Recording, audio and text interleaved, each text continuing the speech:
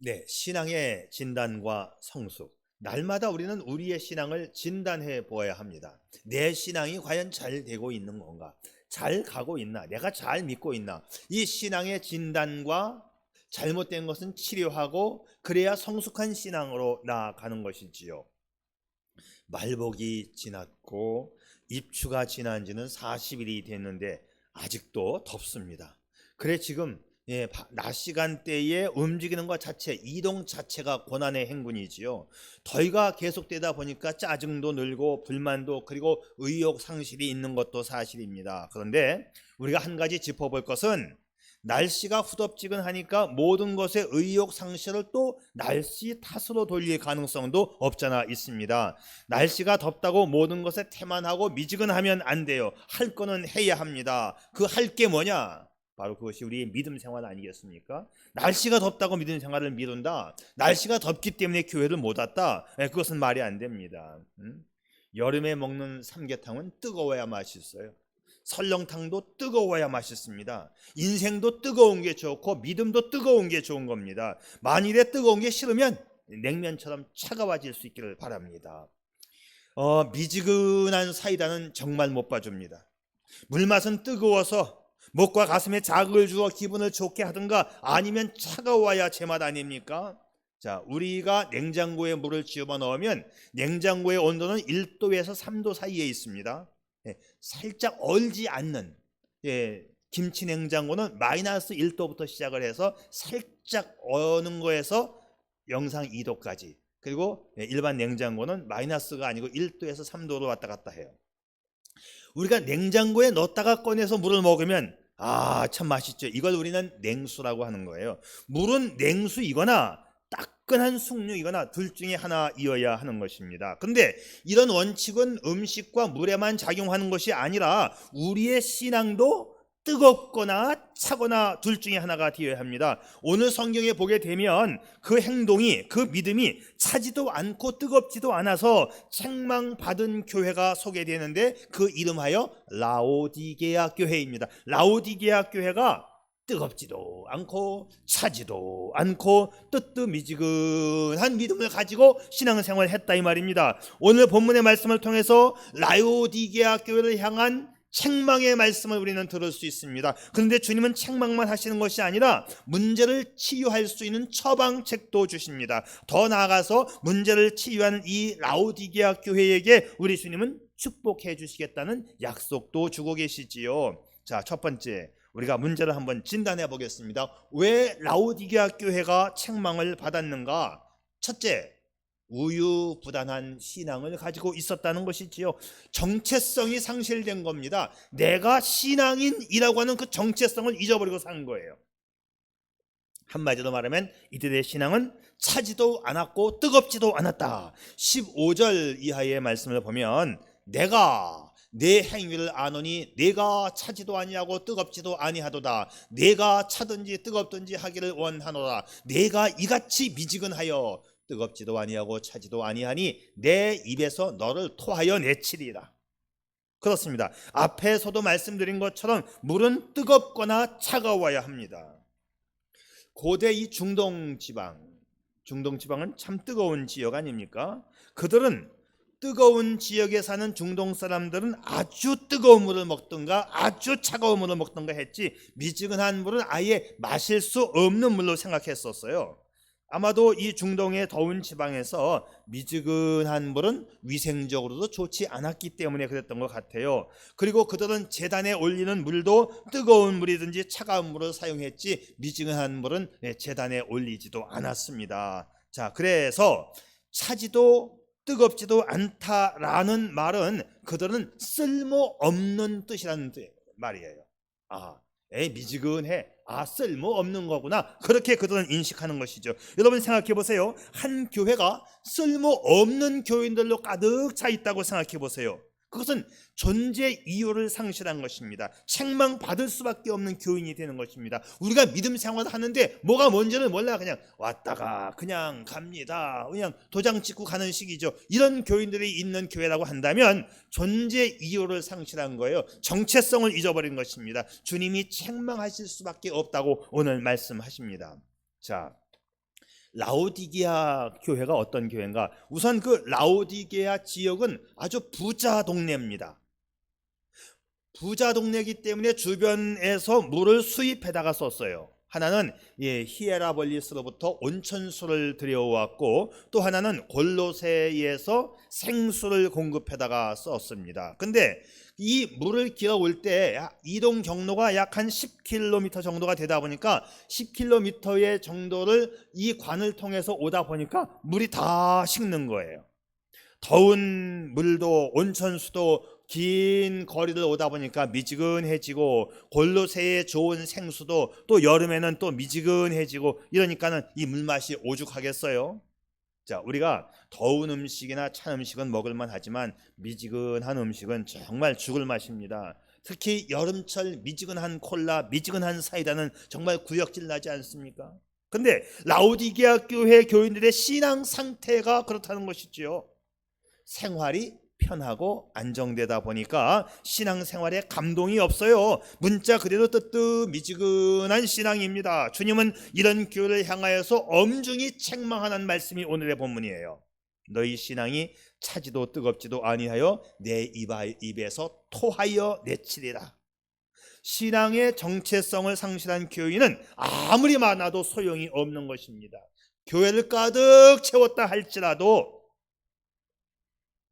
믿음이 없이 그냥 뒷자리에 왔다 그냥 가는 사람들, 교회만 채우고 가는 사람들이 아무리 많아도 그 교회는 소용없는 교회입니다. 자, 오늘 당신의 신앙이 변질되거나 퇴색되지는 않았는지요? 믿음이 있는 것도 아니고 없는 것도 아니고, 열심을 내는 것도 아니고 안 내는 것도 아니고, 헌신을 하는 것도 아니고 안 하는 것도 아니고, 오기는 오는데 이게 뭔지를 몰라요. 그야말로 알쏭달쏭한 신자는 아닌가요? 주님은 이렇게 우유부단한 신앙을 책망하십니다. 사랑하는 여러분, 신앙에 분명한 정체성을 가질 수 있기를 바랍니다. 자, 두 번째, 이들의 신앙은, 이들은 신앙 대신에 돈을 선택합니다. 물질을 선택합니다.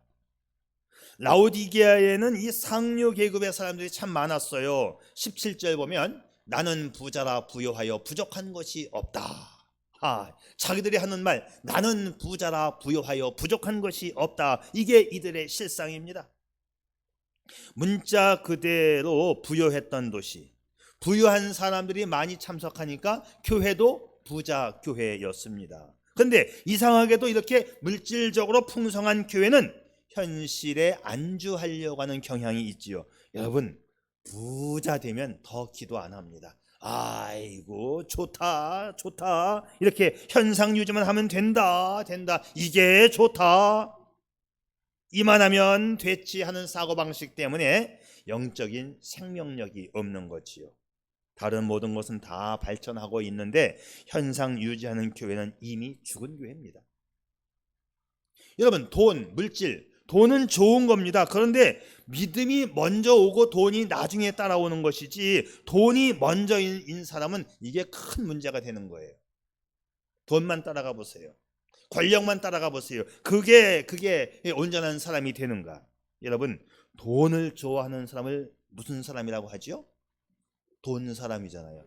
돈을 좋아하니까 돈 사람이 된 거예요. 이게 해결 방법이 없습니다. 여러분, 믿음이 먼저이면 돈은 따라오는 것을 믿을 수 있기를 바랍니다. 이게 신앙의 정체성입니다. 실제로 미국에 그런 교회가 있었다고 하잖아요. 미국 텍사스에는 석유가 많이 납니다. 많이 안 팠어요.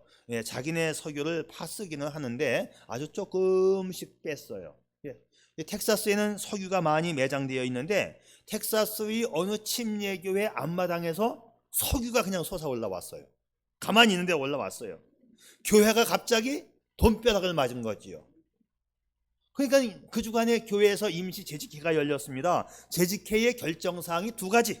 첫째, 지금 있는 목사님은 이대한 목사같이 설교를 못하니까 내보내고, 자, 사례비를 더 주고라도 진짜 설교 잘하는 실력파 목사를 모시자. 돈이 많으니까. 둘째, 다음 주부터는 새 신자는 아예 받지 않는다. 현재 등록되어 있는 교인들끼리만 석유를 팔아서 나눠 갖자. 이게 재직회의 결정사항이었어요. 여러분, 이 교회가 어떻게 됐을 것 같아요? 새로 목사님이 부임해 왔는데 허수아비입니다. 교회 예산 집행에도 참여할 수 없고 새로운 목회 계획을 세울 필요도 없고 그냥 묵묵히 설교만 잘하면 됩니다. 많은 봉급을 주고 고용했으니까 우리 말만 잘 듣고 설교만 해주고 봉급은 섭섭지 않게 주겠다. 이 사례비가 아니고 그냥 봉급이야, 봉급.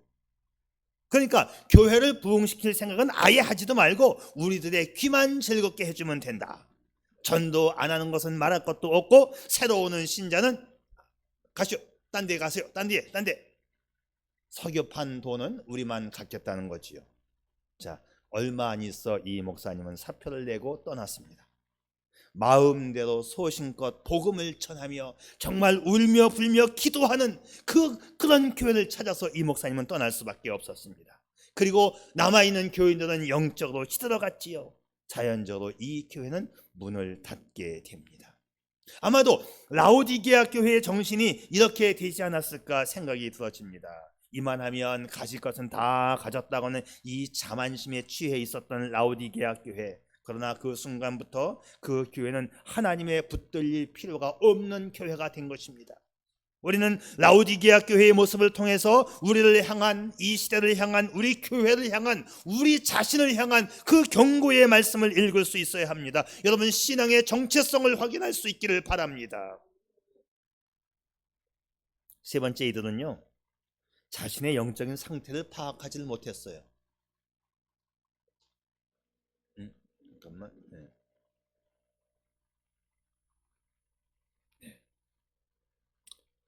모든 것이 넉넉하고 풍족하다 보니까 이 무사 안일주의에 빠지는 거지요.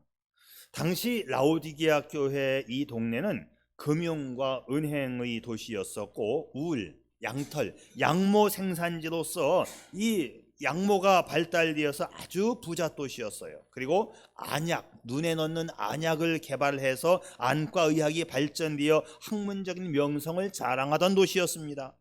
그런데 라오디게아 교회는 자신들의 이 물질적인 부유함 때문에 영적으로는 극빈자가 된 거죠. 자신들의 외적인 풍요 때문에 내적인 빈곤, 영적인 빈곤 상태에 이르게 되었어요. 자아도취에 빠져버린 겁니다. 나는 부자라 부유하여 부족한 것이 없다. 완전히 자아도취와 이 자만심으로 가득 찼던 이 교회, 그래서 이 자만심이 영적인 빈곤을 초래했어요. 도대체 믿음이 뭔지, 도대체 하나님의 말씀이 뭔지, 영성이 결여된 신앙 수준으로 전락되어 버린 이 교회. 17절 말씀을 다시 한번 보겠어요. 내가 말하기를 나는 부자라 부유하여 부족한 것이 없다 하나 네 곤고한 것과 가련한 것과 가난한 것과 눈먼 것과 벌거벗은 것을 알지 못하는도다. 여러분, 이 땅의 부자가 하늘의 빈자가 될 수 있다는 것이지요. 오늘 아침 우리는 나 자신이 얼마나 비참하고 불쌍하고 가난하고 눈멀고 벌거벗은 상태인지 나 자신을 볼 수 있기를 바랍니다. 여러분의 영적인 상태를 파악할 수 있기를 바랍니다. 자, 그러면 이런 문제를 갖고 있는 이 교회, 두 번째는 문제를 위한 처방을 내리게 됩니다. 문제를 치유하려면 이 처방전이 있어야 하는데 그 처방전은 바로 주님의 말씀입니다. 자신의 신앙을 올바로 진단한 성도는 하나님의 말씀으로 합당한 치료를 해야 돼요. 그래서 주님은 이처럼 간곡하게 호소하시며 부탁합니다. 첫째는 자신을 진단하고 합당한 치료를 하라. 병을 고치기 위해서는 진단이 필요하잖아요. 정확한 진단 없이 정확한 치료가 불가능하잖아요. 자, 18절 말씀 봅니다. 내가 너를 권하노니 내게서 불로 연단한 금을 사서 부요하게 하고 흰옷을 사서 입어 벌거벗은 수치를 보이지 않게 하고 안약을 사서 눈에 발라 보게 하라. 여러분, 우리의 신앙 상태는 어떤가요? 오랜 세월 내가 교회에 다녔기 때문에 나는 문제가 없다고 생각하는 건 아닌가요? 오랜 세월 동안 내가 교회를 다녔기 때문에 나는 문제가 없다고 생각하는 것은 아닌가요? 신앙생활에는 진실과 내가 착각하는 게 있습니다. 신앙생활은 경력 가지고 하는 게 아닙니다. 오랜 세월 동안 굳어진 타성이 내 영적인 상태를 병들게 할 수 있다는 것이지요. 고질화된 경력이 내 신앙생활을 망칠 수 있게 하는 것입니다. 그렇기 때문에 올바른 신앙생활은 항상 말씀 앞에 나를 비추어 보아야 되는 거예요. 지금 이 시간 하나님의 말씀 앞에 나 자신을 비추어 볼 수 있기를 바랍니다. 내 영적인 상태를 진단하는 것도 말씀이고 나를 치료하는 것도 말씀입니다. 너의 수치를 보이지 않게 하고 안약을 사서 눈에 발라라. 너 지금 병신이야. 너 지금 수치스러운 모습이야.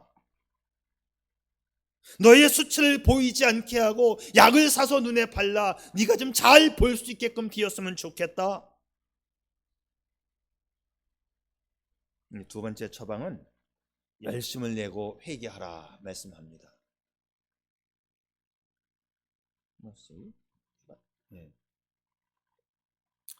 물은 내가 사랑하는 자를 책망하여 징계하노니 그러므로 네가 열심을 내라 회개하라.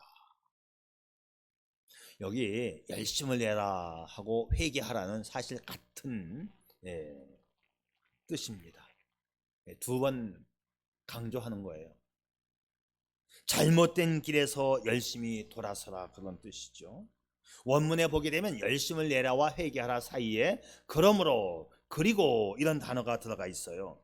열심을 내라 그리고 또한 회개하라. 회개하고 열심을 내라. 열심을 내라 회개하라. 네 자신이 얼마나 잘못된 길로 가고 있는데 타성에 젖은 신앙에서 성숙한 신앙으로 탈바꿈하라는 당부의 말씀이지요. 이게 곧 뭐냐? 영성을 좀 회복하라는 것이에요. 열심을 내어 회개하지 않는 성도는 주님께서 토하여 내신다는 엄중한 경고의 메시지입니다. 여러분 열심을 낼 수 있기를 바랍니다. 날씨가 덥다고? 네, 짜증나는 건 사실이에요. 참 덥습니다. 2층에 에어컨 안 틀면 무지하게 더워요. 뭐 비닐하우스하고 똑같습니다. 밖의 온도보다 더 높아요, 온도가. 창고가 엉망진창인데 정리를 하다가도 저도 뛰쳐나왔어요. 도저히 못하겠다. 찬바람 불면 창고 정리해야지 하고 늘 더러운 창고만 쳐다만 보고 있는데 왜 이렇게 찬바람이 안 부는지. 와, 2층 창고에 들어가면 한 36도 정도 되는 것 같아요. 무지하게 더워요. 5분만 있으면 막 땀이 줄줄줄줄. 그래도 열심히 낼 건 내야 되는 것입니다. 덥다고 내가 신앙생활 안 한다? 이 말이 안 되는 겁니다. 도대체 열심 없는 사람들, 주일날 왔다가 까딱까딱 꾸벅꾸벅 졸다 가는 사람들, 하나님께서 이런 사람들을 쓸 수가 있을까요? 한국 교회 전체가 조금만 더 열심히 기도하고 조금만 더 열심히 전도하고 조금만 더 열심히 선교했으면 좋겠습니다. 바뀌어야 돼요. 목회자 되려고 하는 사람들도 먼 지역의 교회는 안 가겠다. 내가 왜 춘천까지 부목사 하러 가느냐? 내가 왜 그거 받고 전도사 하느냐? 지금 그런 거 아닙니까? 이게 좀 웃깁니다. 지금 이게 목회자 얘기하기가 너무 부끄러운데요. 예? 젊은 목회자들이 먼 지역의 부목사는 난 안 간다. 250, 300 주지 않으면 나는 부목사 안 간다.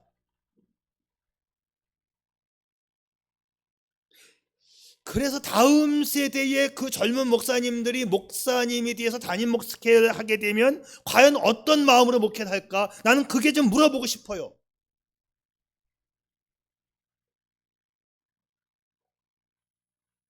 근데 목회자뿐만이 아니에요. 목회자 될 사람이 그 정도라고 한다면 젊은 세대의 성도는 또 어떻겠냐? 더 말할 것도 없습니다. 솔직히 말해가지고. 그게 우리의 실상이라는 것이죠. 얼마 전에 조경원 집사님하고 이야기하다가 어느 교회에서 동성애 설교를 목사님이 했더니 젊은 친구들이 들고 일어났다. 우리 동네 교회, 이 지역 교회. 그딴 쓸데없는 소리 왜 하냐고. 참네. 이게 젊은이들이에요. 그러니 목회자는 또 어떻습니까? 지금 한국 교회가 보통 문제가 아닙니다.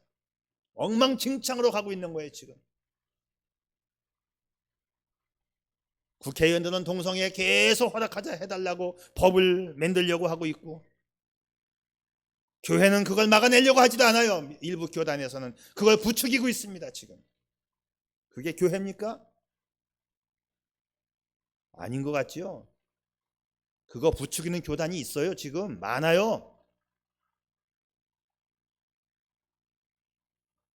여러분, 이제 강력한 처방전이 필요해요. 하나님 말씀 앞에 나를 다시 세워야 합니다.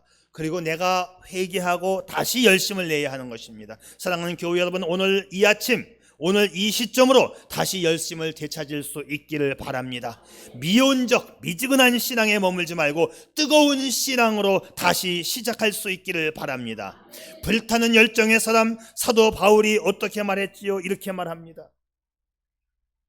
부지런하여 게으르지 말고 열심을 품고 주를 섬기라.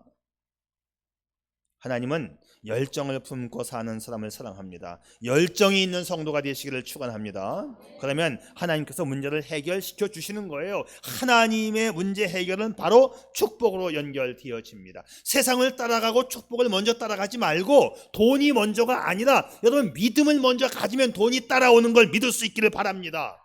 우리가 그런 믿음 아니면서 어떻게 하나님을 믿어요? 하나님의 장난감입니까? 하나님이? 목숨 걸고 믿는 하나님인데. 자, 문제를 회복하면 주님께서 축복을 약속해 주시는데요.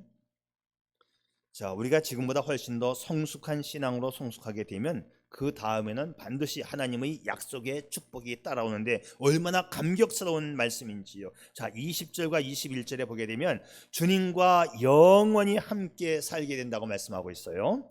자, 이제 오늘 본문 마지막에 아주 그 최상의 클라이막스가 뭐냐면 흥분된 절정이 뭐냐, 20절 말씀은 이렇게 시작해요. 볼지어다, 보아라, 봐라, 내가 내린 이 처방대로 행하기만 하면 어떤 축복을 내리는지 보아라.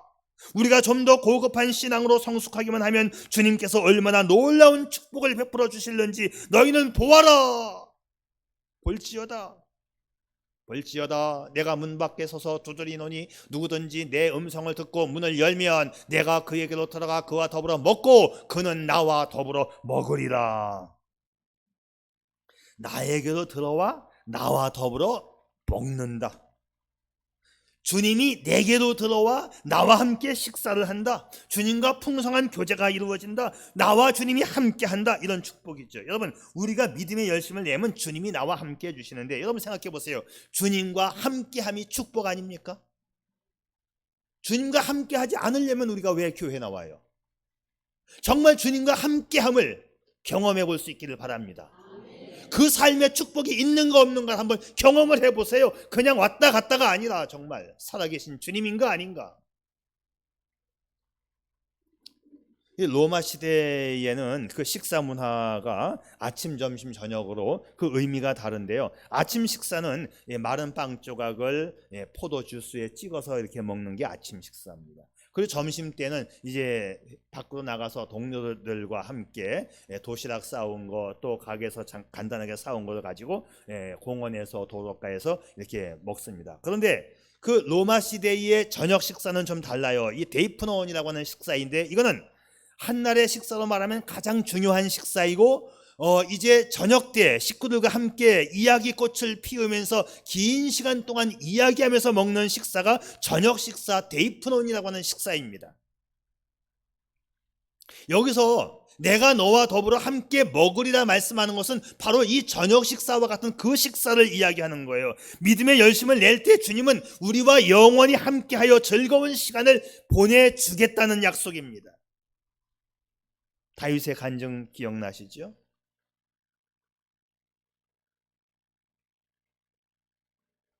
내가 사망의 음침한 골짜기로 다닐지라도 해를 두려워하지 않을 것은 주께서 나와 함께 하십니다. 주의 지팡이와 막대기가 나를 안위하시나이다. 아멘. 네. 자, 이제는 주님이 나와 함께 해주심을 뛰어넘어 주님과 함께 영광을 누리게 됩니다.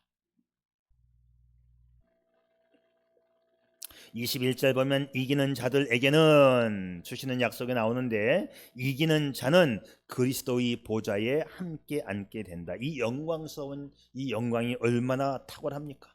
죄와 사망을 이기고 영광스럽게 부활 승천하신 주님께서 앉아 계신 그 보좌에 나도 함께 앉게 된다는 흥분된 약속입니다.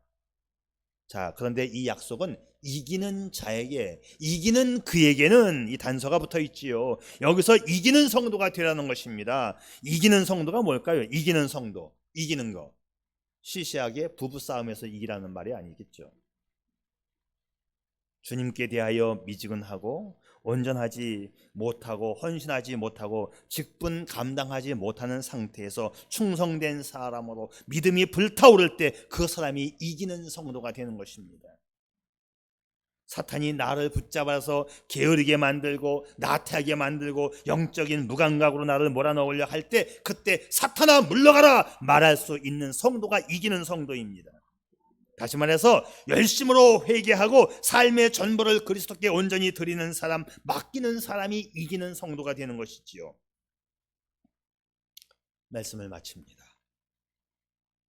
성도 여러분, 우리는 어느 누구도 현실적 상황에 주저앉지 말고 모두 다 그 어떤 환경에서도 이기는 자가 될 수 있기를 바랍니다. 이기는 자를 주님이 축복한다 약속하셨습니다. 이기는 그에게 내가 축복하리라. 이기는 그와 내가 영원히 함께 하리라. 우리 반석교회는 날씨가 더워도, 세상이 잘못 굴러가고 있다 할지라도, 정치적으로 엉망진창이 되어가고 있고 정치인들이 하나님을 무시하고 있다 할지라도 믿음을 지켜 이 땅 위에 복음을 정착시킬 수 있는 믿음의 교회가 반석교회 되기를 주님의 이름으로 축복합니다. 기도하죠.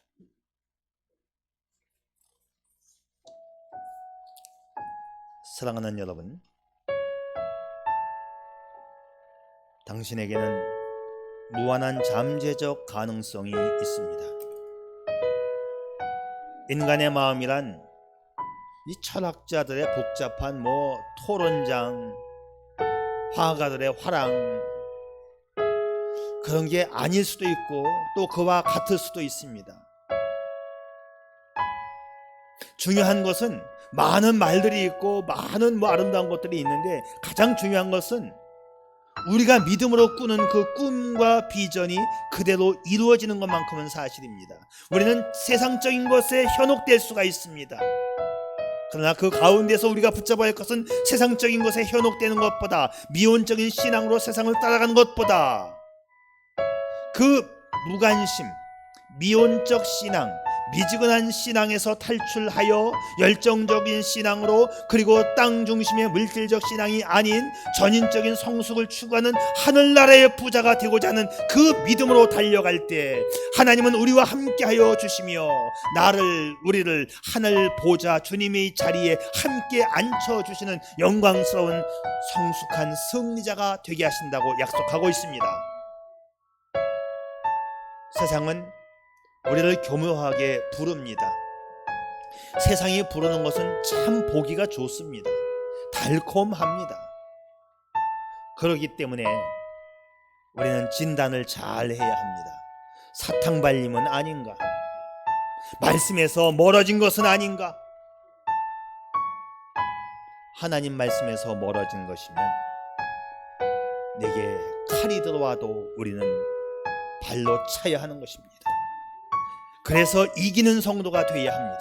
이기는 그에게는 내가 내 보좌에 함께 앉게 하여 주겠다 했으니, 믿음의 헌신과 직분 감당의 충성스러움, 그리고 불타오르는 믿음의 사람이 되어 약속의 복을 받아 누리는 반석교회이기를 축복합니다. 아멘. 아멘. 아버지 하나님, 혼탁한 세상입니다. 뜨거워 미지근해지는 세상입니다. 눈에 좋으면 좋은 거고 내게 이익이면 좋은 거라고 생각하는 얄팍한 이 시대, 정의가 흔들려 버리는 시대, 목소리만 높아지는 시대, 그러나 잠잠히 하나님 말씀을 바라보며 믿음으로 말씀으로 승리하게 도와주시고 이를 위해서 많이 기도하고 회개하는 우리 반석교회 되게 해 주시옵소서. 예수님의 이름으로 기도드리옵나이다. 아멘.